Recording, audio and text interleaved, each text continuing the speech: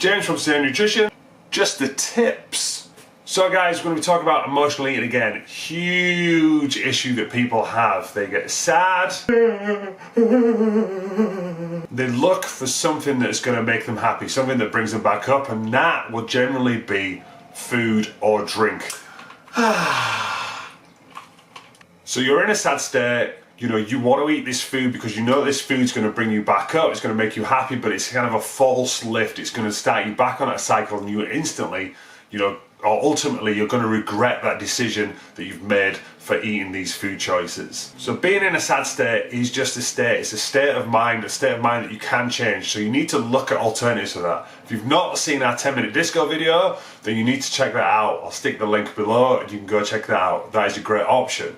Other than that, we're going to give you a couple of top tips that you can do. They're going to help change your mood and bring you back up into a happier state. Now, these things that you do to make you happy need to be as convenient as the alternative that you're trying to stop.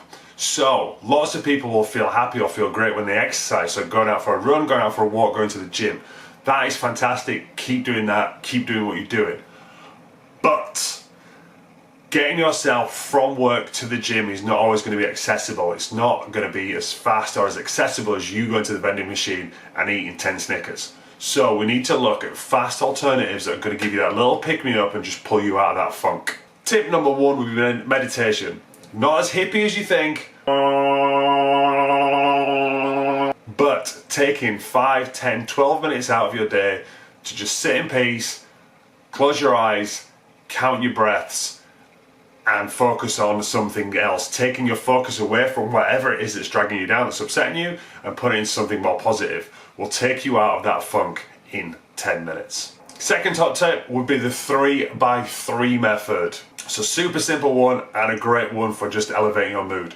When you're feeling down, when you're feeling upset, when you're feeling angry, you write down 3 people that you love. Then you write down 3 people that love you. Then you write down 3 things that you're either happy or excited about in your life right now.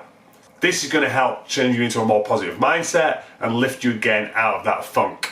Third top tip would be to listen to some music, have a little dance, maybe make yourself a motivational note, speak to a loved one, something else, whatever it is that's kind of going to bring you out of this funky mindset where you want to go on kind of a self-destruct.